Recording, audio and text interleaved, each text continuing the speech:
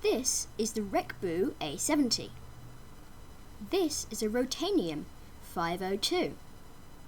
And this is the glorious Model I.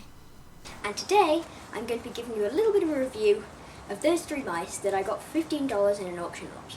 So without any further ado, let's get right into it.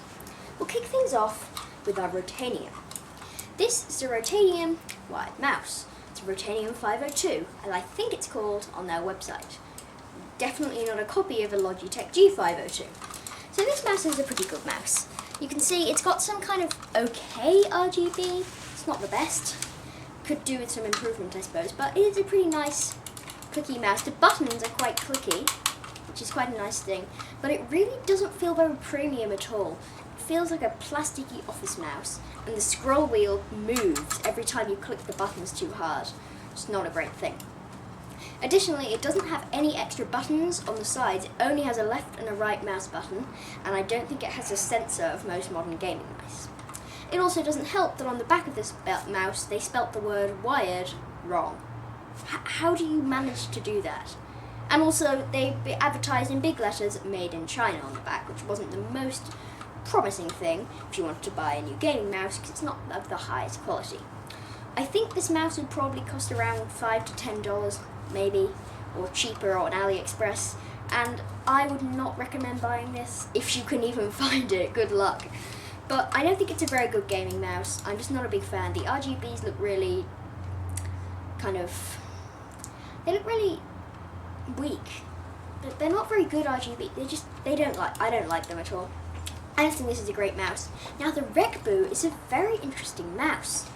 As immediately identified by Mark, aka Chomp123 on ChompTube, so big shout out to him, make sure you subscribe to his channel, this is designed as a cheap knockoff of the bloody A70, which is a popular gaming mouse. It does have two side buttons and DPI buttons, but I don't think the DPI buttons actually work. They don't seem like they're connected to anything, and I couldn't see any effect when I used this mouse on the computer. Also, the side buttons are not programmable, so the only thing they do for me is go back and forward in my web browser, which I'm not really going to be using a gaming mouse for anyway. As for the main part of this mouse, it has this kind of pattern on the back, which I guess is trying to imitate some gaming mice.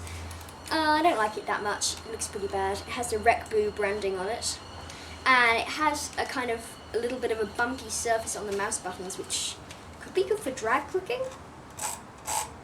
I'm not sure. But the scroll wheel feels much more premium than the Rotanium, which felt a lot plasticky. This one does have a kind of a coating around it, so it's not just plastic on your hands. And also it feels more satisfying to scroll. Interestingly, the cable has this interesting red and white pattern on it, or red and black pattern in fact, which could be trying to look kind of gamer feel. Now a very interesting thing about this mouse, it's quite heavy, and it has a metal bottom plate, which is a strange thing to have for a gaming mouse. Alright, tell me if there are any other gaming mice that have that, if I'm just making a mistake. But as I know from my Model I, in fact, it's a honeycomb design and only weighs about 67 grams, and it's very light, and it's much easier to lift up than this mouse, and it certainly doesn't have any heavy metal, or, metal on the bottom plate. Also, this is quite a big mouse. I think it's about the same size as my Model I, but bigger than a normal office mouse, and it's pretty good. My overall impressions are it's better than the Rotanium, but it's not like what it's trying to copy, which is a proper gaming mouse, an actual proper gaming mouse. Apparently this was like a $3 knockoff on AliExpress, so trust that. That's for its price. I don't know how good it is. Again, the RGBs feel kind of weak and not very good, and as I say, I don't think the sensor is quite up to scratch. It does seem to have 4 screws on the bottom, and I'm really interested to see what would happen if I took that apart and had a look at the components inside. So if you want to see that on BobTube, make sure you let me know. And now we're going to move on to the glorious Model I. Now I think this is an amazing mouse. I've only had it for one day now, but my first impressions of it is I think it's a really, really good mouse. I have it plugged into my computer right now, in fact, with its RGBs all shining. It looks amazing, and that's the first thing I want to touch on.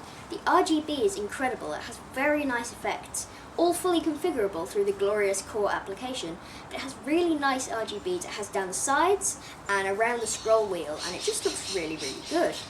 And I think that's part of what makes it feel much more gamey, kind of gamer-y, because it's just that quality of the RGB is pretty nice.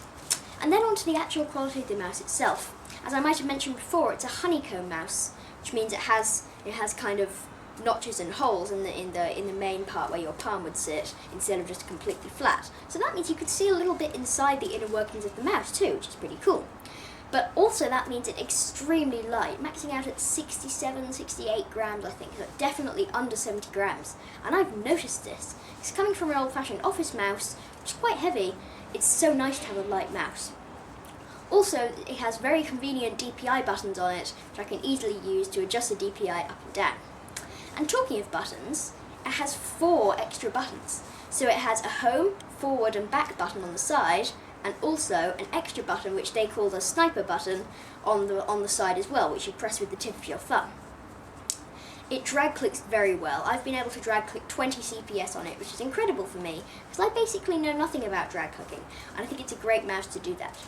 But please note that if you do want to drag click, I had to install the Glorious Core software and set the debounce time to 0 milliseconds to make sure that it would come up as quickly as possible so I could register that drag clicking.